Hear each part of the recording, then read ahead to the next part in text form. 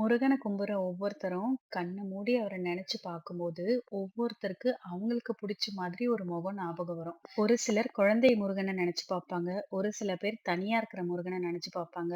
ஒரு சில பேர் வள்ளி தெய்வானையோட இருக்கிற முருகன நெனச்சு பார்ப்பாங்க. அந்த மாதிரி நான் கண்ண மூடி வேண்டும்போது, எனக்கு ஞாபகம் வர ஒரு முருகர் எங்க வீட்டு பக்கத்துல இருக்கிற 8ஆம் படை முருகர். எப்பவுமே சந்தன காப்புல ரொம்ப அழகா இருப்பாரு. கண்ணெல்லாம் நல்லா பளிச்சுன்னு தெரியும்.